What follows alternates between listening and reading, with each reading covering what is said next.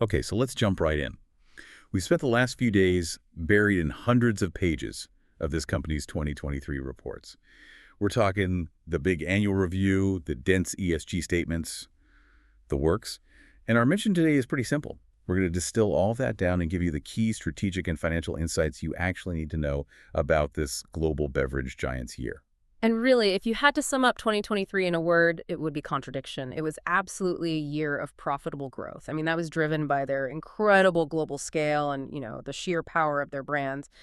But at the same time, that growth was just severely tested. You had significant regional volatility and, frankly, some massive strategic challenges in one of their most important markets. That contradiction is right there in the headline numbers, isn't it? Mm. The company delivered a 7.8% revenue increase and a very solid 7.0% increase in normalized EBITDA.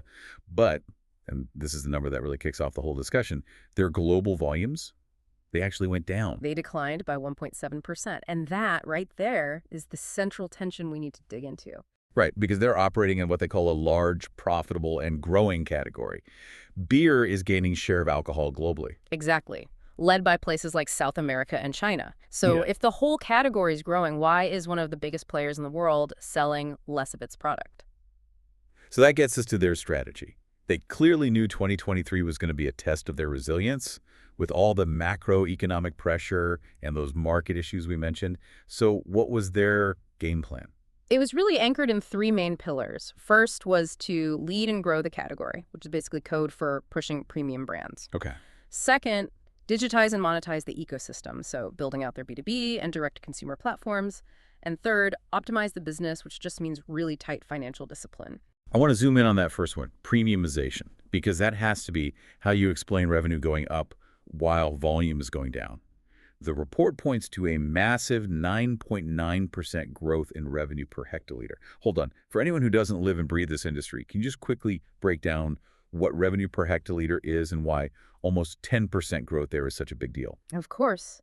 It's a key metric. A hectoliter is just 100 liters. So revenue per hectoliter tells you how much money they're making on every single unit of liquid they sell. A 9.9% jump means they were incredibly successful at two things: raising prices and getting people to buy their more expensive, higher-margin beers. So in simple terms, they sold less beer overall, but the beer they did sell was so much more expensive that it more than made up for that 1.7% volume drop. Precisely. That's the core of their financial story right now. It's all about quality over quantity, or maybe more accurately, value over volume. And that lets them hit those profit numbers, like that 7% EBITDA growth, even with some major headwinds. Speaking of headwinds, Let's go there. Let's pivot straight to the biggest one of 2023, the North American volume crisis. This really defined their entire year. oh, it was more than a headwind. It was an operational disaster in a core market. Total North American volumes were down a staggering 12.1% in 1 year. Wow. I mean, to put that in context for you, a 12.1% drop is the kind of thing you'd expect in a massive recession, not in a stable market for a dominant company. And if you drill down just to the U.S., it was even worse. Sales to wholesalers dropped 12.7%. The reports are pretty clear that this was driven by huge declines in one specific flagship light beer brand. This feels totally unprecedented. What was their response? It was defensive. They essentially doubled down on supporting their other big global brands to try and protect the rest of the portfolio. They kept spending heavily on their big marketing platforms, the NFL, UFC, NBA sponsorships. The strategy seems to be using their global strength to absorb this huge localized shock and just wait for things to stabilize. So this massive volume loss in North America probably forced them to spend a ton on defensive marketing, right, to stop the bleeding. Absolutely. Which brings us to the second big challenge, the squeeze on their margins. That's a perfect connection, because despite that 7.8% revenue growth we talked about, their normalized EBITDA margin actually shrank a bit. It contracted by 23 basis points down to 33.6%. Which feels counterintuitive. Yeah. If you're selling more premium high-margin stuff, shouldn't your margins be going up, not down? That's the question, isn't it? It's a mix of two things. One, input costs were still incredibly high, materials, energy, all of that. But yes, you're right. The absolute need to ramp up marketing spend to defend their position, especially in the U.S., ate into those profitability gains. So how successful was that Captimize Our business pillar then in creating some stability? It was very successful in one critical area, free cash flow. Through what they call relentless everyday financial discipline, they generate about $8.8 billion in free cash flow. And that's actually up from 2022. It is, up by 0.3 billion. And that strong cash generation is the anchor that lets them handle the chaos in North America without having to panic. Okay, before we get to the good news, there's one more challenge to touch on. This one's more forward-looking from the ESG report. They had to make a pretty big admission about their smart drinking goals. Yes, this was a major recalibration for them. They stated very plainly that they will not reach their 2025 target of having no or low alcohol beers make up 20% of their global volume. And where are they now? Right now, only 6.8% of their volume is below 3.5% ABV, so they are nowhere close. They basically failed to hit that specific target. So after years of promoting this 20% goal, they're now shifting the goalposts. And that's where you have to look closely. They're trying to reframe the conversation. They highlight that their mainstream portfolio, which they define as 4.5% ABV or below, is now 54% of their total portfolio. Wait a minute. Shifting the definition from 3.5% to 4.5%. Is that a genuine reflection of consumer habits, or is that just a convenient redefinition to make the numbers look better after they missed a huge target? That is the essential question. They do point to successes with their zero alcohol brands, saying those grew well, but the core issue is, are volume targets even the right way to measure progress on moderation? Or should the focus be on what they spend on marketing for behavior change? The report gives you both sides, but the data is clear. The volume target was a miss. That's a great transition. Let's shift to the key strategic events of the year, the wins that are helping to offset these challenges.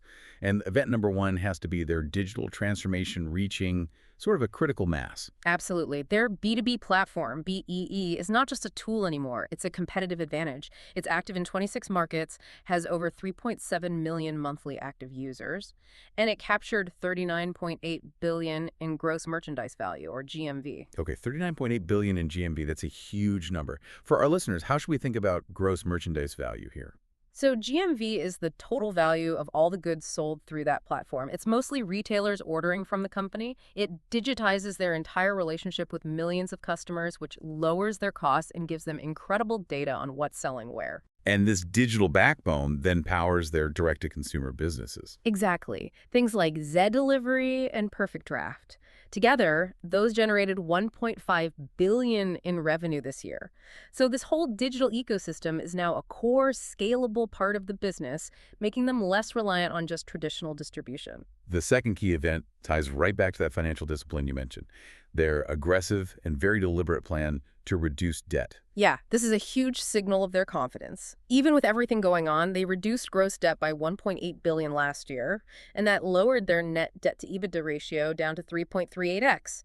They're on a clear path to their long-term target, which is around 2x. That 2x target is kind of the gold standard for stability. But is it risky to be so focused on paying down debt and launching a big share buyback when your core North America business is down 12%? Well, the company's clearly betting that the crisis is contained and that their long-term cash generation is solid. They back that up by increasing the dividend by 50% and launching a 1 billion share buyback. They're de-risking the balance sheet while also rewarding shareholders. It's a power move. And finally, the third major event, global premiumization.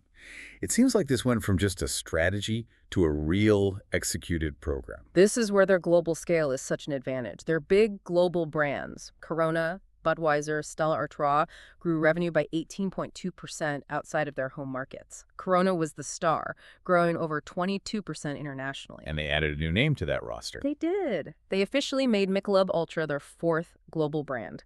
And this move is all about capitalizing on the headroom in the premium beer space. The report has this great stat. Premium beer is only about 16% of the market globally, compared to 32% for hard liquor.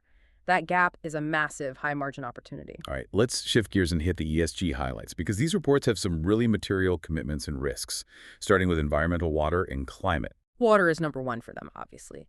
And they've made real progress. They've improved water efficiency by almost 18% since 2017, putting them at 2.53 hectoliters of water for every hectoliter of product.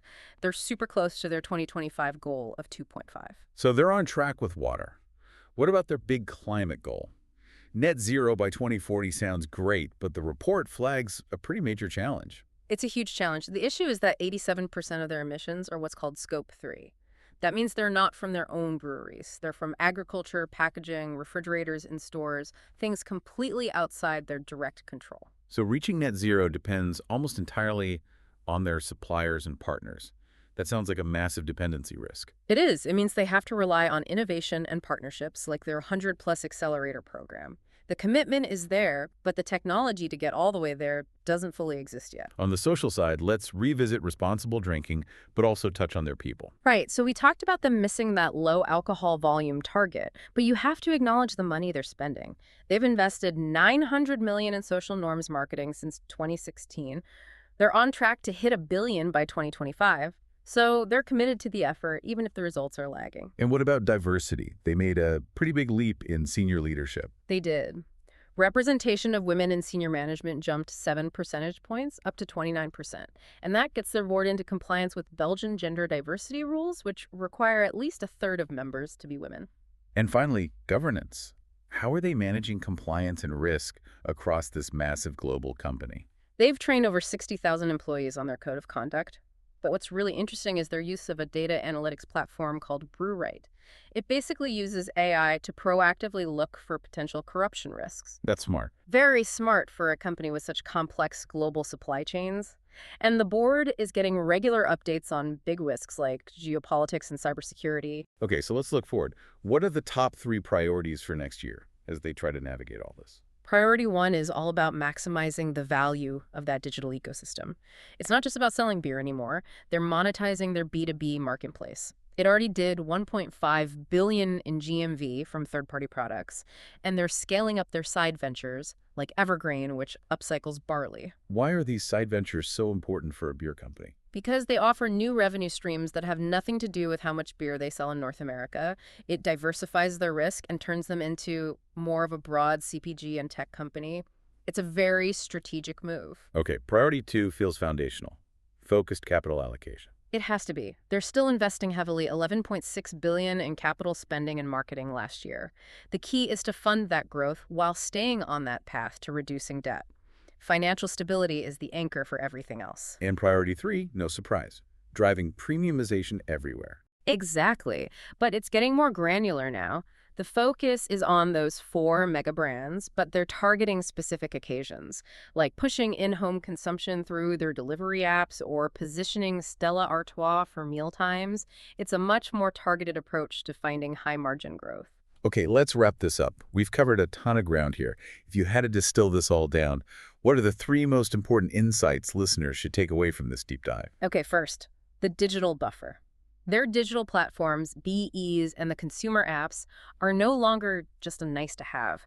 They're a core part of the business model, providing a huge revenue buffer that help them weather the storm in their legacy markets. Right, that's a game changer. What's number 2? Second, the growth geography is shifting. The future of this company's growth is clearly in international markets and in the premium segment. That 18.2% growth of their global brands outside their home countries, that proves the strategy is working. They are becoming less of a U.S. and European company every single year.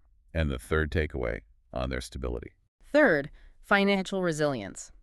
Despite everything, the volume drops, the margin pressure, they remain an absolute cash generation machine. That $8.8 billion in free cash flow allows them to reduce debt and reward shareholders. Their balance sheet is strong and ready for whatever comes next. So here's where it gets really interesting, and this is the final thought I want to leave you with. Can all these benefits from technology and premiumization permanently outweigh the challenge of declining core volume in their biggest historical markets? Or is this incredibly sophisticated digital ecosystem just buying them time until they can figure out how to stabilize that legacy business? That, I think, is the crucial question for the years ahead.